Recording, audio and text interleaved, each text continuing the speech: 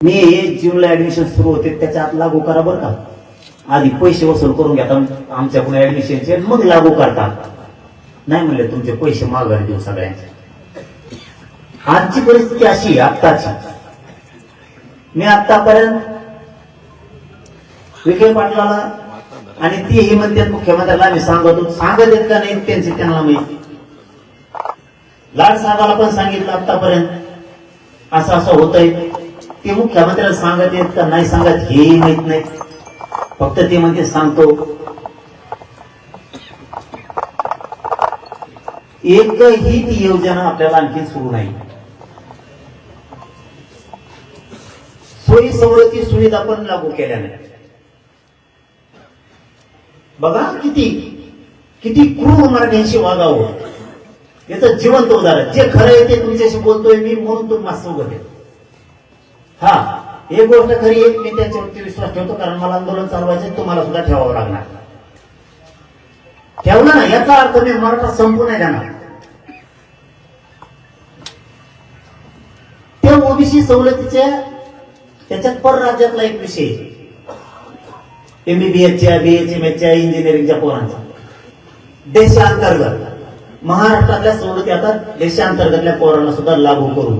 एकाही शाळेला लागू नाहीत. कॉलेजला वैद्यकीय कोणत्या जिथं पोरं सोयी सुविधा मागायचं ते मास्तरने सांगत ते कॉलेजचे मास्तरने ते म्हणजे सरकारचा जे अर्थ आमच्यापर्यंत आला. कोण कोणाला मूर्खात काढित हेच कळा ना. अधिकारी सरकारला मूर्खात काढिते का सरकार मराठ्याला मूर्खात काढिते मिळत लागून द्यायला. सव्वा विषय चालू आहे आपला. कॉलेजमध्ये सुद्धा सोयी सुविधा मराठ्यांच्या पोरांना दिल्या जात नाहीत. मी 1000 वेळेस सांगितलंय. मी लाड साहेबाला पण सांगितलं, विखे पाटलाला पण सांगितलं. मी तुमच्या दोघांचं नाव घेतलंय, तुमच्यावर रोष व्यक्त करत नाही, तुम्ही सुधरव म्हणून सांगायचं. त्यांना सांगितलं वैद्यकीय शिक्षण मंत्रालयाला तुम्हाला सांगावं लागणार आहे. हसन मुश्रीफ साहेबाच्या मंत्रालयात सांगावं लागल, तुम्हाला दादा भुसे साहेबाच्या मंत्रालयाला सांगायला लागल, तुम्हाला ओबीसी मंत्रालयाला सांगावं लागणार आहे. ओबीसीच्या सवलती दिल्यात मानल्याच्या नंतर तुम्हाला झिरवळ साहेबाच्या मंत्रालयाला सांगायला लागल.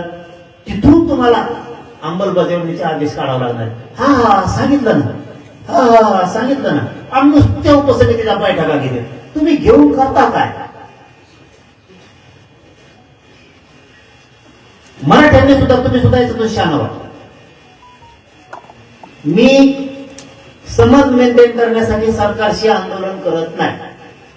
मला मराठा समाजच पाहिजे, सरकार नाही पाहिजे. मला तुमची मैत्रीच नकोय. मी वारंवार त्यांना सांगितलेलं तुम्हाला जर मराठा समाज तुमच्या पाठीशी टिकवायचा असेल तर तुम्ही मराठा समाजाला सगळं द्या. हो म्हणजे कळीत व्हायचं नाही, आता पुढं द्यायचं. ताजं उदाहरण ओबीसीच्या सवलती लागू करायला हरकत नव्हतं ना, नाही लागू केल्या. ओबीसी मंत्रालयाला सुद्धा आदेश काढावा लागतो. नाही. फडणवीस साहेब मला आणखीन एक सांगा. 7वा विषय महामंडळ. अण्णासाहेब पाटील महामंडळ तुम्ही कधी स्थापन केलं? पोरांना व्यवसायाला तुम्ही फायदे घेतल्या, मंजूर केल्या, पोरांना फायदे दिल्या, त्यातून पोरांनी वाहनं घेतली. आज त्या पोरांचे शिबिर खराब झाले, त्यांच्या नरड्याला फाशी लागली, तुम्ही परतावी पण देत नाही. काय कारण आहे त्याचं? अण्णासाहेब पाटील विकास महामंडळातल्या राहिलेल्या पोरांचे तुम्ही परतावे का देत नाही? याचं उत्तर आम्हाला अंतर्वेळेत येऊ द्या. आम्ही भाड्यालो नाही, आता उत्तर पाहिजेत आम्हाला. निर्णायक आंदोलन होणार, शेवटचं होणार, जे व्हायचं असेल ते होईल. तुम्ही इतकं येड्यात करू नका की मराठ्यांचा संयम तुटत. इतकं नका येड्यात करू. इतकं मराठ्यांना टार्गेट पण नका. मराठा समाज आणि मराठा समाजाचे पोरं संपलेच पाहिजेत. आणि इतका कच्चा मराठा समाज सुद्धा नाही. फक्त त्यांनी तुमचा विश्वास ठेवला की देईन सरकार, आज देईन, उद्या देईन, परवा दिवशी देईन. आम्ही व्रत चालतोय. जीवाची बाजी लावून लढतोय. आज देते उद्या देते. मी तुमच्याशी प्रामाणिक सरकारशी नाही राहू शकत. मी माझ्या मराठ्याशी प्रामाणिक राहणार आहे, इमानदार राहणार आहे. मी आता ह्या महिन्याच्या आत एकही मागणी ठेवणार नाही मराठ्याची. नाही तर जे व्हायचं असेल ते होईल, त्याला माझा नावे लागेल. तुम्ही आमचा हक्काच असून देत नाहीये. आठवा विषय, सारथीच्या योजना बंद करीत आणल्या. कागदावर आणते ही सुरू आहे. पोराला विचारलं का पोरं म्हणतात नाही.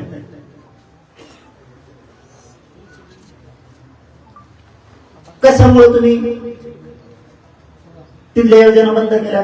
आता सोक्षमोक्ष होणार आहे. मराठ्यांनी समजून घ्या, आता सोक्षमोक्ष होणार आहे.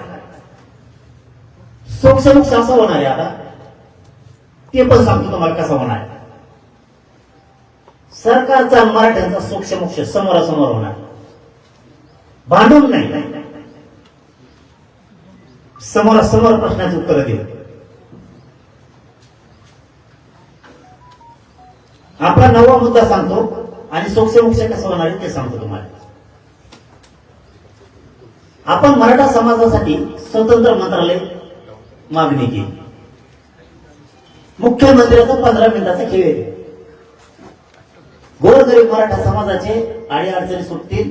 प्रत्येक जिल्ह्याला कॅबिन राहील, त्याची उपजिल्हाधिकारी लेवलचा अधिकारी राहील. जिल्ह्यातल्या मराठ्यांचे मंत्रालयातले सगळे प्रश्न सुटतील.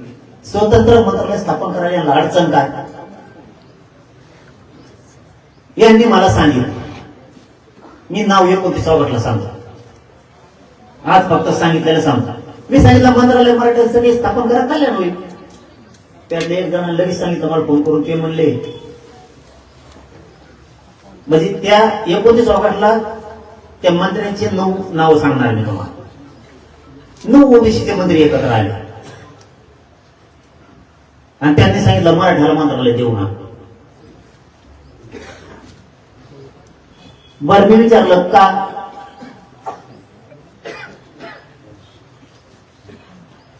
कारण सांगा म्हणलं. बाबा नको मराठ्याला मंत्रालय, कारण सांगा. ते म्हणले ते असं म्हणते. बघा बरं का आपल्याविषयी किती वाईट बोलते हे तुम्हाला सांगायला. म्हणून मराठ्यांना सांगत असतो, वेळेप्रसंगी पक्षाकडून राहा, पण 1 नंबरला जात ठेवी जात. आधी जात मग पक्ष. नुसतं वाटोळ होते, समाज संपवते. समाजाचे लेकरं जर अधिकारी झाले नाही ना तर आपल्याला किंमत राहणार नाही कुणाला. अधिकार आपल्या लेकराच्या हातात येऊ द्या, आपल्या पोरींच्या पोरांच्या हातात अधिकार येऊ द्या. सह्या करायला ताण नाही, सरकार कोणाचं असू द्या. अधिकारी जर झाला सही करायच्या हातात त्याच्या राहतात. तुम्ही ते डोक्यात नाही ठेवत. तुम्ही 5 वर्षाचं पद घ्यायचं लागतात, सरपंच, पुढं मेंबर, मग होतो आपण नोकऱ्यात कोतवाल, पुढं काही IPS IAS दर्जाचे क्लास 1 क्लास 4 चे अधिकारी मग त्यांचे होते तुमच्या चुकीमुळे. तुम्ही काय मला पक्ष म्हणता, पक्षाच्या पुढे जाता येत नाही बाबा, पक्षाचे आदेश आहेत. अरे मराठ्यांचा आदेश असला पाहिजे सगळ्या पक्षाला, मराठ्यांचा. तुमच्या लेकराचं वाटलं तुम्ही कम करता. पण त्या भाजपातल्या कार्यकर्त्याला त्याच्या पोरापोरीला लाखो रुपये लागणार नाहीत शिकायला. नोकरी लागण्यासाठी त्यांच्या पोरीला आरक्षण नाही लागणार पोराला. म्हणून अगोदर प्राधान्य जातीला द्या, मग पक्षाला द्या. मी पक्षाला देऊ नका कुठं म्हणतोय तुम्हाला. बघा डाव काय लागलाय. सभागृहातले शांत बसा. तुमचे पोरं पोरी शिकत नाहीत का? पाहायला आले काय इकडे तुम्ही? इकडे केवढा तळमळीचा विषय चाललाय, काय फसवणूक चालली, काय षडयंत्र चालले हे तुम्हाला सांगायला. इथल्या आणि गावागावात मला माहिती मराठी मोबाईलवर ऐकते. जे येऊ शकत नाहीत गरीब माझे मराठी, ते मोबाईलवर ऐकतात काय चाललंय. आणि ते वाघासारखे तुटूनच येणार आहेत 29 ऑगस्टला. त्यामुळे इथल्याला तरी काय चाललंय ऐकायला मिळालं पाहिजे. ते शांत चित्त नाही तर तिकडे शेतात घरात आपले बाकीचे मराठी. ठीक आहे, ते गरीब असल्यामुळे एखाद्या दिवस आपल्याला नाही येऊ शकत, पण वेळेवर सभेला, मोर्चाला आणि आंदोलनाच्या टायमाला ते कायम येते. रोज ते नाही येऊ शकत, गरीब आहे त्यांच्यावर नाही येत 10-5 रुपये. काय षडयंत्र चाललंय? 9 मंत्र्यांनी सांगितलं, म्हणलं ठीक आहे, नाही म्हणतात नका देऊ, पण कारण सांगा. कारण काय सांगितलं मराठीवर माहितीये का? कारण सांगितलं. म्हणले मराठा उपसमिती आहे ना मंत्रिमंडळाची. अच्छा म्हणलं ठीक आहे. त्याचे अध्यक्ष म्हणले विखे पाटील साहेब.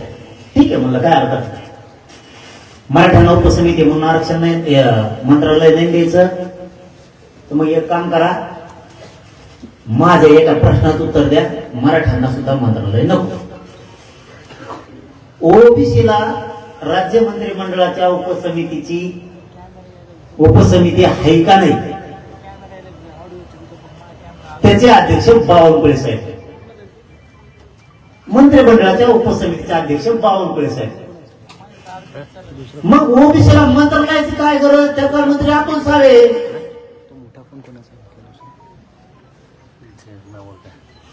आणि मग गोपती नाही नाही म्हणले मग करतो. म्हणजे बघा याची सिस्टम. आम्ही म्हणलं का ओबीसीला उपसमिती देऊ नका, मंत्रालय देऊ नका. इतकं का चालता, मराठ्यांना मिळू द्यायचं नाही. रक्त लावून आम्ही तरी पण मिळवतोय आमचं, तुमचं काय मागत नाहीत ना. इतकी वाईट प्रक्रिया चालवली यांनी. त्यांना वाटतं थोडंफार गोड बोललं म्हणजे जमन, थोडंफार नादी लावलं की जमन. ते जमूच शकत नाही.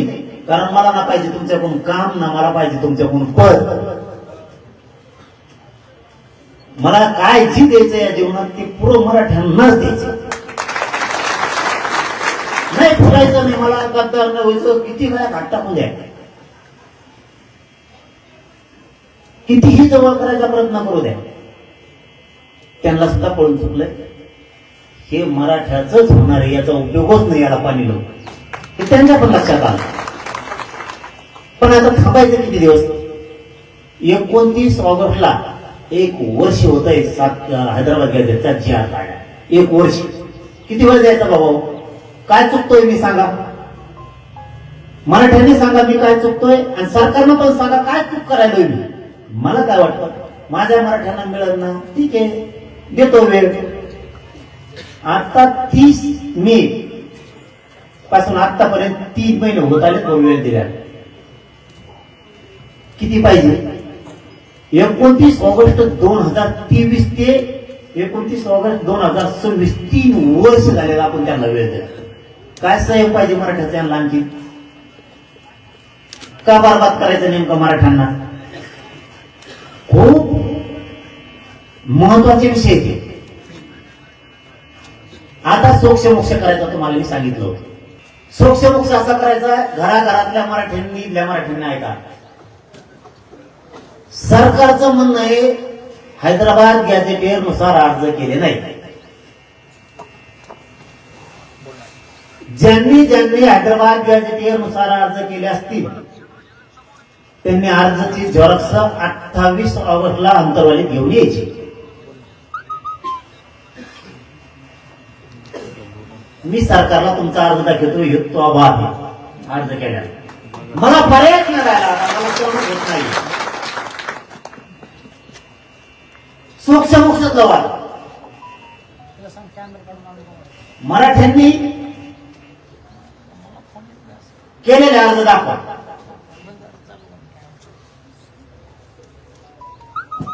जिथं बसून मंत्र्याकडून जागेवर प्रश्न सोडून घेऊन निर्णायक आंदोलन त्याला म्हणतात, जागेवर पकड.